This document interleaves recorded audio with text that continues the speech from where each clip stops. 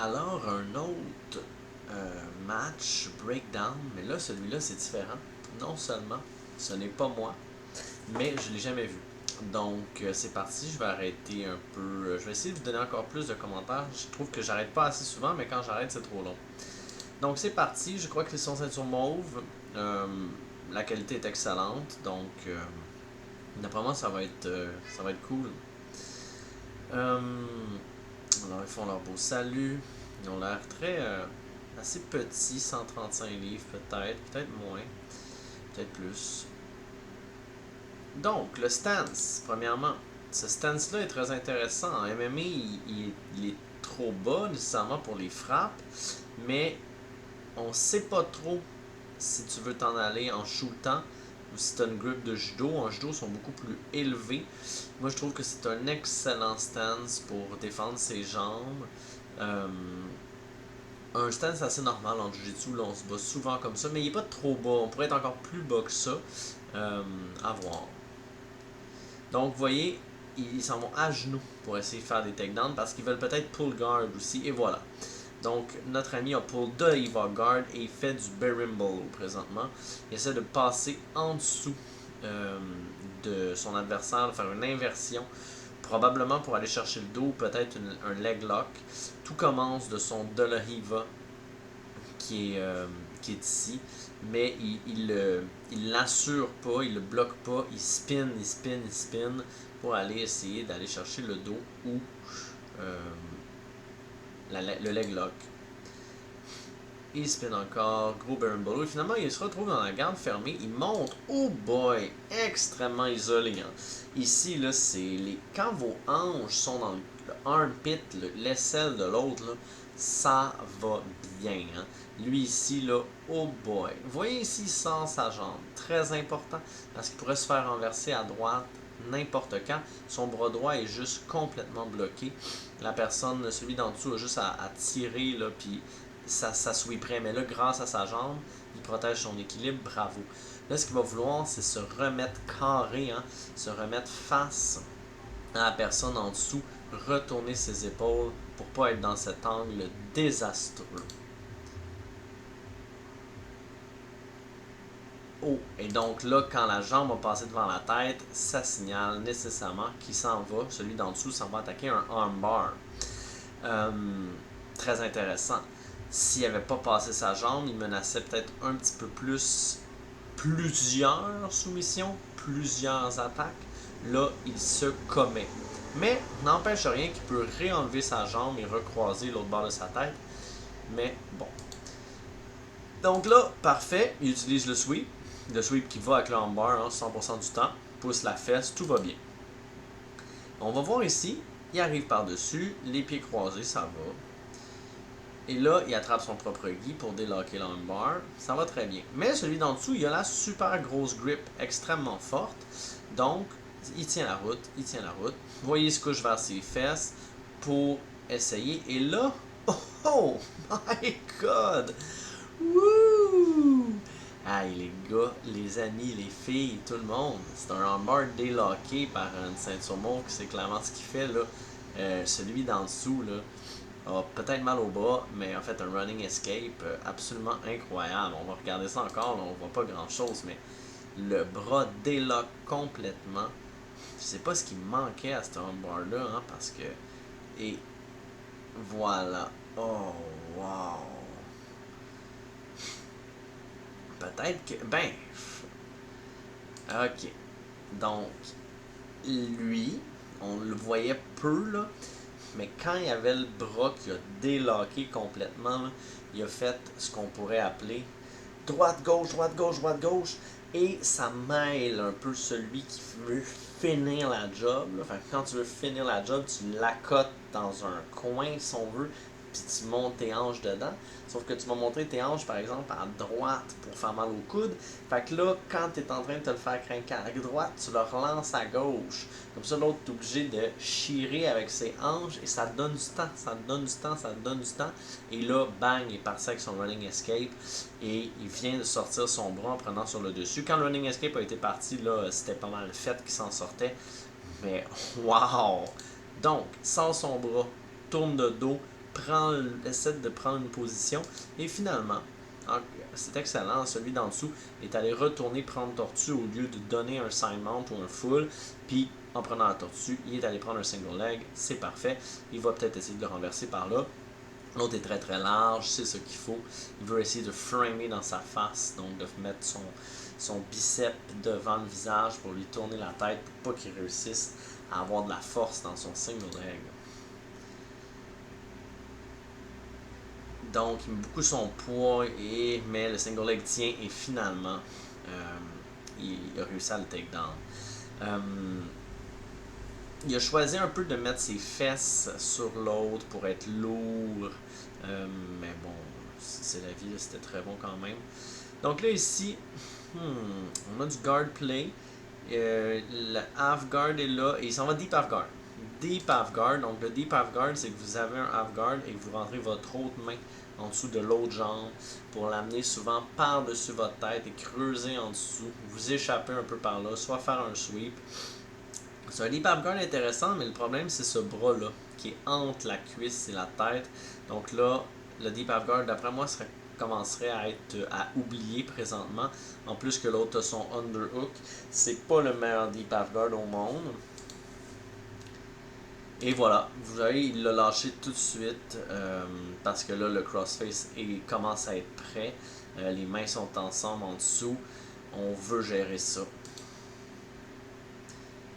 Vous voyez comment que le crossface est bien fait parce que il est pas encore complètement fini, mais il est capable de tourner le visage de l'autre à gauche avec son épaule et ça c'est très important. Donc il retient beaucoup la montée de la jambe ici. Toujours intéressant. Je me demande s'il y a des plans. Ça ici là, ces gars-là savent ce qu'ils font là. Il met son avant-bras devant le visage, très important. On l'oublie souvent. C'est framé, ça fait de l'espace. C'est crucial quand vous êtes en dessous d'un crossface comme ça. Ça le fait même lâcher sa main ici parce que c'est trop. Vous voyez que ça mène à rien quand vous vous faites quasiment étrangler par un bras.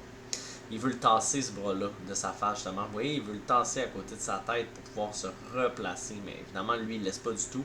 Il met le coude dans le chemin. Et là, on a le combat de jambes qui se passait à droite. Donc,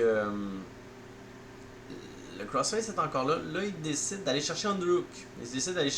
Fait qu'au lieu de mettre sa main gauche dans le visage comme il faisait, son avant-bras dans le visage, le monsieur d'en dessous, là, il s'en va le mettre dans l'aisselle pour essayer de se sauver. Lui, il a quand même half guard, hein, c'est quand même très bon pour essayer d'être menaçant. Donc là, ça vient changer un petit peu. Là. Celui d'en dessous, là, il menace super bien. Crossface, c'est plus très bon. Un underhook de placer, un half guard, ça roule. Et, vous voyez, oh, il s'est fait recoucher raide. Et là, il y a le lapel. Donc, quand vous voulez briser un espoir de underhook, vous avez un underhook qui vous fatiguait, ben là, il fait deux pierres d'un coup. Il est allé chercher le lapel et il l'a mis en dessous de l'aisselle et il le prend en dessous de la tête. Comme ça, c'est absolument impossible à lui ici, même s'il met un underhook, de l'utiliser parce qu'il est tiré au sol. Là, ce qu'il faudrait qu'il fasse, le gars en dessous, c'est qu'il réussisse à sortir sa tête en dessous de ce bras-là. Parce que cette grip-là va être inenlevable. Il faut considérer que le gars en haut, il va pouvoir tenir ça forever. Fait que là, il faut qu'il fasse de l'espace avec cette main-là dans le coude pour sortir sa tête. Toute une épreuve. Là, évidemment, il serre le lapel, Donc là, mais là, il lutte les jambes en même temps que son bras droit. Fait que le bras droit, là, c'est tout ce qui reste. Mais là, c'est le jus. Là, il faut qu'il pousse les hanches. Là, l'autre a réussi à passer complètement sur le côté. Il n'y a pas de soumission pour l'instant, mais il est pris. Là. Celui d'en dessous est vraiment pris. Il faudrait qu'il passe sa tête dans le trou là, mais c'est compliqué. Il y a peut-être un autre plan derrière la tête. Il remet son bras dans le chemin.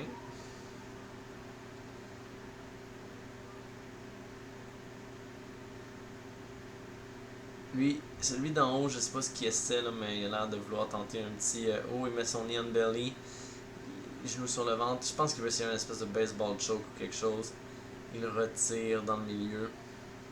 Sans le retirer dans le milieu comme ça, il l'a fait à ce moment-là. C'est lui qui a décidé de faire ça hein, pour pas qu'il se passe quelque chose. Fait que je vous donne un exemple.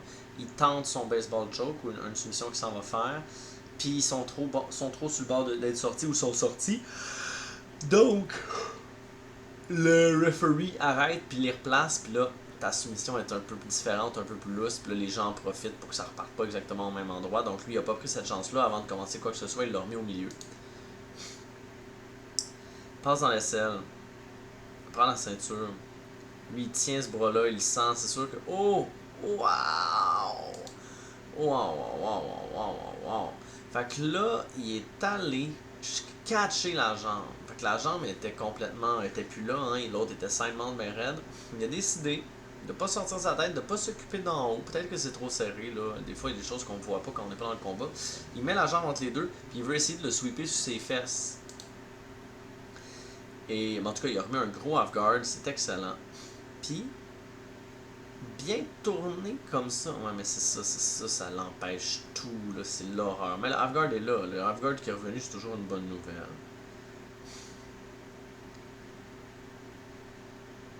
Donc là, bras dans le chemin. Ah, il a repassé side mount, knee on belly. Ça va mal, ça va mal. Mais à cause du knee on belly, c'est intéressant, ça l'empêche beaucoup, le genou sur le ventre, de pouvoir faire une espèce de sit-up pour sortir sa tête. Le genou sur le ventre est super bon dans ce cas-ci. Donc là, il veut faire un baseball. Il veut faire un baseball. Oh, il l'a. Ouf, c'est creux, c'est creux, c'est creux. C'est très creux. Mais, ok, il a tapé. Ouais, et voilà, baseball choke. On va voir la fin. Bon, la fin, c'est ça. Donc, c'est quand qu'il l'a rentré. Là, ici, juste ici, il est allé le rentrer là. Il a-tu fait un petit look intéressant? Il est par-dessus. Il se pose tout bonnement. Ouais. C'est intéressant, ça. Mind game. Ben, mind game, c'est peut-être pas voulu, mais c'en est un quand même. Tu sais, dans un combat comme ça, quand vous êtes en dessous, puis là, l'autre, ça fait 3 minutes là, qu'il domine complètement. 2 minutes peut-être. Là, qui en plus, il a décidé de. Bon, il y avait son lapel qu'il y a depuis toujours. Là, il a pris la jambe opposée pour. Comme pas se faire avoir par la tentative d'Afgard qui vient de se passer. Il a le genou bien haut, bien creux. Il flotte pas ce genou-là. Là, ce genou-là, il bloque toute l'histoire. Fait que là, lui, en dessous, il est vraiment quasiment à se dire bon, c'est quoi tu vas faire là? Moi, je t'attends là parce que je peux plus bouger. À ce moment-là, lui, il pourrait lancer sa main ici. C'est cette main-là. Là. C'est la main droite qui va passer entre le cou et le bras pour aller chercher son baseball et finir la job. Qu'est-ce qu'il fait? Il regarde le temps. Un peu comme si ça pourrait dire bon, regarde, il reste 20 secondes, il reste 1 minute, il reste 2 minutes, tu sais, je vais rester là, puis je vais gagner le combat. C'est lui qui gagne les points de loin. Là. Je pense que c'est 10-0. Ensuite, hop, avant de regarder le temps, il regarde là-bas, qu'est-ce qui se passe, regarde le ref, on sait pas trop ce qui se passe, regarde le temps, et flouk la main. Il a fait une petite feinte aussi, je sais pas vous voyez, il envoie la main pas à bonne place, comme s'il voulait prendre le bras. Hop, non, finalement non, c'est ton coup, mon beau coco, tu le savais, depuis tout ce temps-là. Et donc là, il a réussi à attraper, bien creux sa grip, il l'a bien creusé. Doucement, hein. Moi, ça me perturbe toujours à quel point ce gars-là, il est pas allé la mettre comme un serpent, il a juste fait comme fou. Il a trouvé son chemin et quand il l'a eu, là il part à tourner, fait qu'il va passer par-dessus la tête de l'autre en tournant en malade. Son baseball est super bien rentré. Fait qu'en tournant, ça choke. Il met son genou pour pas que l'autre continue à tourner et il met sa tête à côté des côtes. On revoit la fin. Prend sa bonne place, il creuse. Et là, il est parti. Le genou, surtout la tête aussi pour que l'autre puisse plus tourner. Il colle ses coudes à ses côtes en X. Gros baseball choke. C'était 15-0, je crois. Très beau combat. Je vais continuer à vous faire des breakdowns de combats de ce niveau-là. C'est. Ça niaise pas. Ça niaise pas. Ben, bonne journée. J'espère que vous avez aimé ça.